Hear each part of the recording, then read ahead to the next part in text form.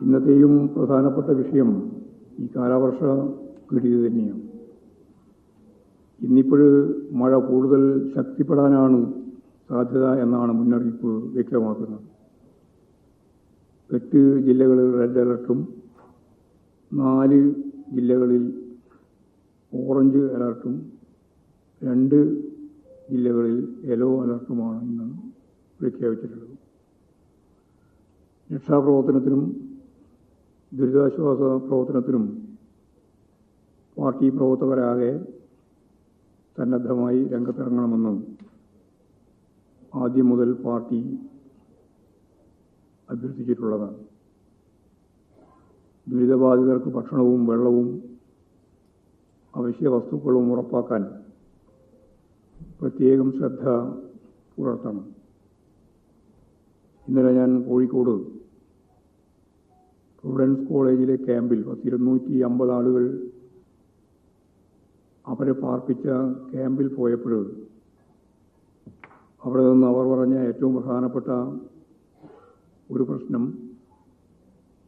താമസിക്കുന്നതിനുള്ള ഒരു സൗകര്യവും കൃത്യമായിട്ട് ഒരുക്കിയിട്ടില്ല. ഒരു ഹാളിൽ, വളരെ വിശാലമായ ഒരു ഹാളിൽ ഈ പറയുന്ന 250 ആളുകളെ ഒപ്പം അവിടെ നിർത്തിയിരിക്കുക.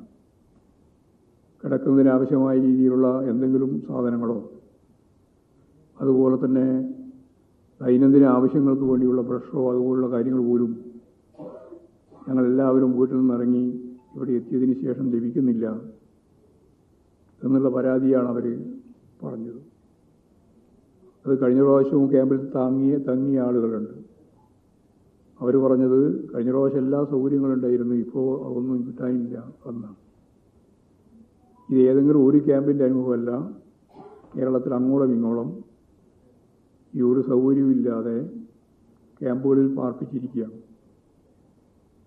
കേരളത്തിൻ്റെ ഭൂതകാല ചരിത്രത്തിൽ 15 ലക്ഷത്തോളം ആളുകളെ ക്യാമ്പിൽ പാർപ്പിച്ച അനുഭവ പാരമ്പര്യമുള്ളവരാണ് കേരളീയർ. ഇപ്പോഴേതാണ്ട് 13,000 മാത്രമേ വന്നിട്ടുള്ളൂ. അപ്പോഴുള്ളൊരു സ്ഥിതിയാണ് ഞാൻ ഈ പറഞ്ഞത്. ഗൗരവപൂർവം ഈ ദുരിതബാധിതർക്ക് ആവശ്യമായ ഭക്ഷണവും വെള്ളവും താമസിക്കാനുള്ള സൗകര്യവും ഉറപ്പാക്കുന്നതിന് വേണ്ടിയുള്ള ഫലപ്രദമായ ഇടപെടൽ നടത്തണം എന്ന് ഗവൺമെൻറ്റിനോടും അതിനാവശ്യമായ സഹായം ചെയ്തു കൊടുക്കണം എന്ന് പാർട്ടി സഖാക്കളോടും സന്നദ്ധ പ്രവർത്തകരോടും ഞാൻ ഈ സന്ദർഭത്തിൽ അഭ്യർത്ഥിക്കുകയാണ്. അപകട ഭീഷണിയുള്ള മേഖലയിൽ നിന്ന് എല്ലാവരെയും സുരക്ഷിത കേന്ദ്രങ്ങളിലേക്ക് മാറ്റി പാർപ്പിക്കാൻ ആവശ്യമായ നിലപാടും സ്വീകരിക്കണം. ഇപ്പോൾ CPIMൻ്റെ സജീവ പ്രവർത്തകരാകെ എല്ലാ മേഖലയിലും സജീവമായി രംഗത്തുണ്ട്. ഗവൺമെൻറ്റിൻ്റെ കൂടി സഹായത്തോടു കൂടി ഈ ദുരിതത്തിൽ നിന്ന് അവരെ കരകയറ്റുന്നതിന് വേണ്ടിയുള്ള ഫലപ്രദമായ ഇടപെടൽ കക്ഷി രാഷ്ട്രീയത്തിന് അതീതമായും ഗവൺമെൻറ്റിൻ്റെ പൂർണ്ണമായ നിയന്ത്രണത്തിലും അത് ആഗ്രഹിക്കുന്ന ഗൗരവത്തോടെ സംഘടിപ്പിക്കണമെന്ന് തന്നെയാണ് ഞാൻ ഈ സന്ദർഭത്തിൽ ചൂണ്ടിക്കാണിക്കുന്നത്. സംസ്ഥാന സർക്കാർ പുലർത്തിയ കുറ്റകരമായ നിസ്സംഗത വലിയ തോതിൽ ഇപ്പോഴും ചർച്ച ചെയ്യപ്പെടുന്നുണ്ട്. പ്രളയസമാനമായ സാഹചര്യം ഉണ്ടായിട്ടും ആ പ്രദേശത്ത് നേരിട്ടെത്തി പ്രവർത്തനം ഏകോപിപ്പിക്കുന്ന കേന്ദ്രത്തിൽ പോലും എത്താൻ അതിനുപോലും സാധിക്കാത്ത സ്ഥിതിയാണ് മുഖ്യമന്ത്രിക്ക് ഉണ്ടായിട്ടുള്ളത്. 1-2 ഫോൺ കോളിൽ അവസാനിപ്പിക്കുന്ന ഉത്തരവാദിത്തമല്ല ഇത്തരമൊരു ഘട്ടത്തിൽ കേരളത്തിൻ്റെ മുഖ്യമന്ത്രിക്ക് ഉള്ളത്. മഴക്കെടുതിയിൽ സർവ്വതും നഷ്ടപ്പെട്ട മനുഷ്യരെക്കാൾ തനിക്ക് പ്രധാനപ്പെട്ടത് വിരുന്നും ജ്വല്ലറി ഉദ്ഘാടനവുമാണ് എന്ന രീതി ആവർത്തിച്ച് ഇന്നലെ പത്രസമ്മേളനത്തിൽ തന്നെ വ്യക്തമാക്കുന്ന സ്ഥിതി നമ്മൾ കണ്ടു. ദുരന്ത ഭൂമിയിൽ സകലവും നഷ്ടപ്പെട്ട മനുഷ്യരെ പരിഹസിക്കുന്നതിന് തുല്യമായ നിലപാടാണ് അദ്ദേഹം ഇന്നലെ സ്വീകരിച്ചത്. ആശുപത്രിയിൽ കിടക്കുന്ന ഭാര്യാപിതാവിനെ കാണാൻ മുഖ്യമന്ത്രി ഈ സമയത്ത് ഹെലികോപ്റ്ററിൽ പറക്കുകയായിരുന്നു എന്നാണ് മാതൃഭൂമി റിപ്പോർട്ട് ചെയ്തത്. ഞാൻ മാതൃഭൂമി റിപ്പോർട്ട് ചെയ്തത് എന്ന് പറഞ്ഞത് ബോധപൂർവമാണ്. ദേശാഭിമാനിയോ കൈരളിയോ അല്ല റിപ്പോർട്ട് ചെയ്തത് ആദ്യം. കാരണം ദേശാഭിമാനിയോടും കൈരളിയോടുമാണ് പത്രസമ്മേളനത്തിൽ തട്ടിക്കയറിയത്.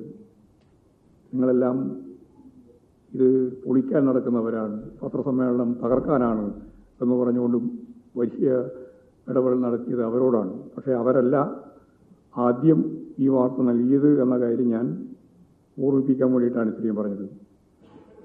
ഒരിക്കൽ പോയിട്ട് ഇറങ്ങാൻ പറ്റാതെ തിരിച്ചു വന്ന് രണ്ടാമത് വീണ്ടും പോയിട്ടാണ് ഭാര്യാപിതാവിനെ കണ്ടത് എന്നാണ് പറയുന്നത്. അപ്പോഴാണ് പേര് വെളിപ്പെടുത്താനാവാത്ത ഏതോ നിക്ഷേപകനെ കാണാൻ ആണ് ഞാൻ പറന്നുപോയത് എന്ന് വിശദീകരിച്ചത്. ഒരു കളവെങ്കിലും പറയാതെ ഒരു സമാധാനം കിട്ടാത്ത ഒരു മുഖ്യമന്ത്രിയാണ് കേരളത്തിലുള്ളത്. ഏതാ ഈ ഇത്ര വലിയ VIP നിക്ഷേപകൻ? പേര് പറഞ്ഞാൽ നിക്ഷേപിക്കാനുള്ള സാധ്യത കുറഞ്ഞു പോകുമെന്നുള്ളതുകൊണ്ട് പറയുന്നില്ല എന്നാണ് പറഞ്ഞത്. വേറൊരു കളവ്. ഇങ്ങനെ ഓരോരോ കളവ് പറഞ്ഞ് യഥാർത്ഥത്തിൽ ശരിയായ വസ്തുതയിൽ നിന്ന് മറച്ച് പിടിക്കാൻ വേണ്ടിയിട്ടുള്ള ശ്രമമാണ് നടത്തിക്കൊണ്ടിരിക്കുന്നത്. മഴക്കെടുതിയുടെ ഭാഗമായിട്ട് ഒരു കുട്ടി ജിജി ജോൺ പറയുന്നത് നമ്മൾ കേട്ടു.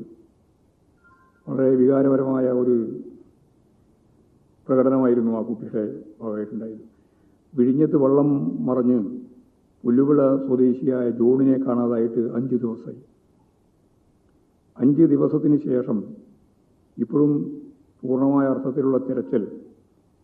ആ കുടുംബം ഇതിനെതിരായിട്ട് ശക്തിയായിട്ട് പ്രതികരിച്ച് മുമ്പോട്ട് വന്നിരിക്കുകയാണ്. തിരച്ചിൽ ശരിയാവുന്നില്ല എന്ന് പറയുന്നത്. മുഖ്യമന്ത്രിയുടെ ഹെലികോപ്റ്ററിൽ ഭാര്യാപിതാവിനെ കാണാൻ പോയ കാര്യം ആ കുട്ടി പറയുകയാണ്. അത് ഒരാളുടെ ജീവന് വലിയ പ്രാധാന്യം നൽകിക്കൊണ്ട് മുഖ്യമന്ത്രി ഹെലികോപ്റ്ററിൽ പോകുന്നു. എന്നാൽ തൻ്റെ അച്ഛൻ്റെ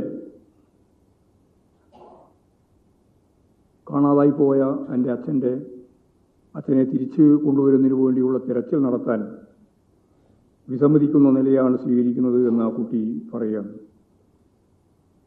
എന്നിട്ട് ചോദിക്കുകയാണ്, അപകടം മുഖ്യമന്ത്രിയുടെ വീട്ടിലായിരുന്നെങ്കിലോ എന്ന് പറഞ്ഞാൽ ഒരു മകളുടെ ചോദ്യം ഈ സർക്കാരിന് നേരെയുള്ള കണ്ണീര് കൊണ്ടുള്ള ഒരു കുറ്റപത്രമാണ് എന്ന് നമ്മൾ കാണണം. അതാണ് ജിജി ജോൺ എന്ന നേരത്തെ പറഞ്ഞ ജോണിൻ്റെ മകള് ചോദിച്ച കാര്യം. അപ്പോൾ പുറത്തു പറയാനാവാത്ത എന്ത് ഡീലടിസ്ഥാനപ്പെടുത്തിയിട്ടാണ് ഈ മുഖ്യമന്ത്രി ഹെലികോപ്റ്ററുമായിട്ട് പോയി ഡീലുണ്ടാക്കിയത് എന്ന കാര്യം ഇപ്പോഴും പറയുന്നില്ല. അദ്ദേഹത്തിൻ്റെ ടൂർ പരിപാടിയിൽ ഇങ്ങനെയൊന്നും ഉണ്ടായിരുന്നില്ല എന്ന് മാധ്യമങ്ങൾ തന്നെ പുറത്ത് വാർത്തയായിട്ട് കൊണ്ടുവരികയും ചെയ്തിട്ടുണ്ട്. ഔദ്യോഗിക വാഹനങ്ങളുടെ റൂട്ട് പരിശോധിച്ചാലും